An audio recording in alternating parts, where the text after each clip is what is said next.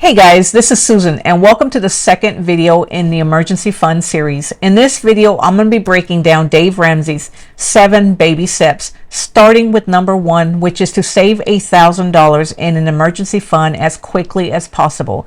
So I first learned about Dave Ramsey about 3 years ago when I started getting serious about building wealth and paying down debt. If you haven't heard of Dave Ramsey, I highly recommend you read his book, Total Money Makeover, which you can find the link down in the description below. It's his all-time best-selling book that has changed the lives of millions of people by allowing them to take control of their finances and pay down debt using a practical 7-step process.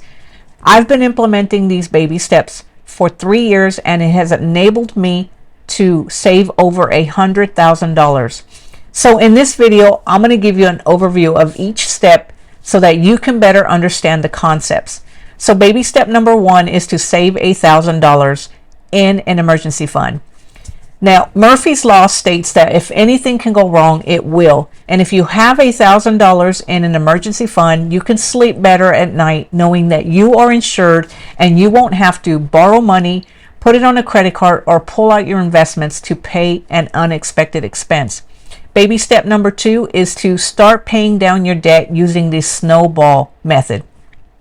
Baby step number 3 is to increase your $1,000 emergency fund to cover 3 to 6 months of your expenses. Baby step number 4 is to contribute at least 15% of your income towards retirement. Now, if you're older than 50, you can contribute more once you get out of debt. Baby step number 5 is to invest in your kids' college education.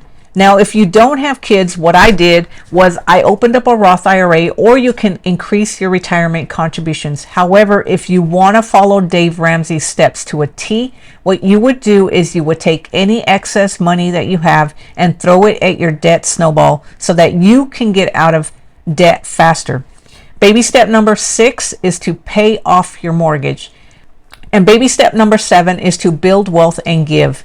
So guys, I will be covering these steps in more complete detail, but I want to do it in separate videos because I don't want to just tell you what the baby steps are. I want to give you tips and advice on how to implement them, because if you understand these baby steps and you actually implement them into your life, they will change your life. So let's get started with baby step number 1, which is to build an emergency fund of at least $1,000. So Dave Ramsey recommends opening up a separate bank account and only using these funds in case of an emergency. And I think this is one of the best ideas to do before tackling any debt, because one of the mistakes people make when they get all excited about paying off debt and getting financial freedom is they start paying off their debt without first building a safety net. And then when life happens and their car breaks down or their washing machine stops working, their debt momentum stops because they didn't have an emergency fund. If they'd only had $1,000 in their emergency fund, they could have used that $1,000, paid off that fund, and continued with the baby steps. However, statistics show that people without any emergency fund will stop their debt repayment program and pull out a credit card to pay for that expense because they have no other options. According to Yahoo Finance, only 37% of Americans have the funds to pay for a $400 expense. And according to Bankrate, 1 in 5 Americans have no emergency savings whatsoever. So if you have $1,000 set up in an emergency account, you don't have to stop your debt repayment process for the long term. Instead, what you would do is you would stop making the debt snowball payments, make the minimum payments until you rebuild your emergency fund. And once you have $1,000 sitting in your emergency fund, you would continue with your debt snowball. Now, I know there are going to be times when the emergency expense is more than $1,000, and there are things that you can do in that instance. But $1,000 is a good starting point so that you can focus on paying down your debt. Now, I know some of you guys are saying, I can't save $8,000 in an emergency fund. I'm living paycheck to paycheck. I barely make enough to put food on the table or put gas in my car. Guys, that's what I thought when I started the baby steps 3 years ago. But I'm going to be creating a video that's going to give you 9 tips on how to start building your emergency fund. So make sure that you keep an eye on that, because when it's ready, I'm going to link it down in the description box below for you guys to watch. One of the methods that I'll be talking about in that video is using side gigs to fund your emergency fund. Guys, I'm a huge advocate on side gigs. I do all kinds of side gigs. I've sold things on Facebook Marketplace, eBay, Poshmark. You can literally find anything that you haven't used in the past 6 months or a year and sell it quickly for some quick cash. I also have a blogging business where I make about 3,000 plus per month. The side gig list is endless, and there are so many opportunities available if you have a computer and access to the internet. However, if you start a side gig, I just want to take the time to tell you just the importance of focusing on one thing at a time, because it takes time to build a side gig. And most people get started thinking that they're going to build this side gig and earn money quickly. The quickest, if you want to earn some quick cash to fund your emergency fund, the best thing to do is to sell something on Facebook Marketplace or eBay, or delivering pizzas. Again, I'll link that video in the description box below when it's ready. So make sure you keep an eye and subscribe to this channel so that you'll be notified whenever I put out a new video. So the power of focus is huge, and that's why baby step number 1 is so important before you begin your debt repayment plan. Because when you start taking control of your finances and paying off your debt, there is going to be so many life distractions that can easily derail you from your financial freedom plan. But when you have safety nets in place and you have an emergency fund, then you can get over these unexpected expenses without any issue. So let's talk about where to put an emergency fund.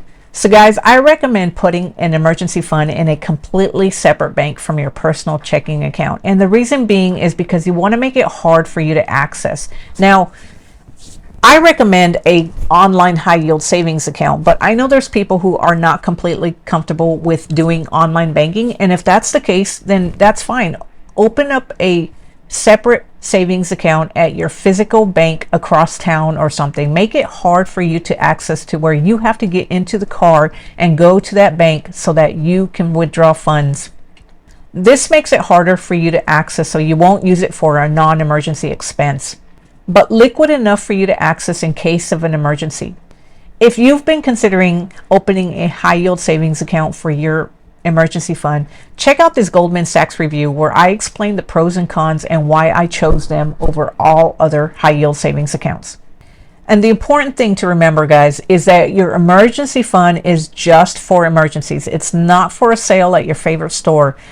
But if your vehicle breaks down, that is an emergency expense. Needing new tires for your vehicle is not considered an emergency. Instead, what you need to do is save for these future purchases in a sinking fund. A sinking fund or separate savings account allows you to save for those expenses that are coming down the pipeline that you know you will be using the money for. And what I use my sinking fund for is Christmas, new tires, a new vehicle, or anything that I know that I'm going to be paying for and is going to require me to save money for.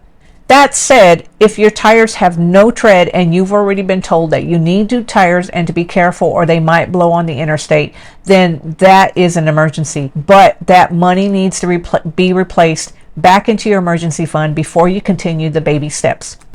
Baby step number 1 is also the introduction to the world of budgeting.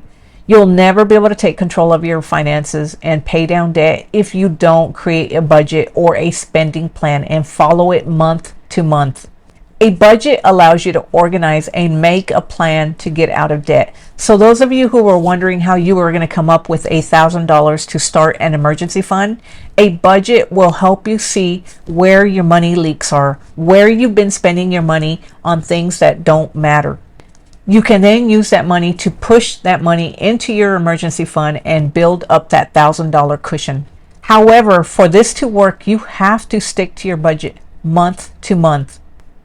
All right, guys, I'd like to hear from you. What are some creative things you've done to build up your emergency fund? Leave your comments in the description below, and don't forget to check out my website at over50resource.com. And if you enjoyed this video, make sure you subscribe so that you can be notified whenever I put out a new video. And I'll talk to you guys next week when I'll talk about 9 ways to build up your emergency fund. I'll see you guys then. Bye.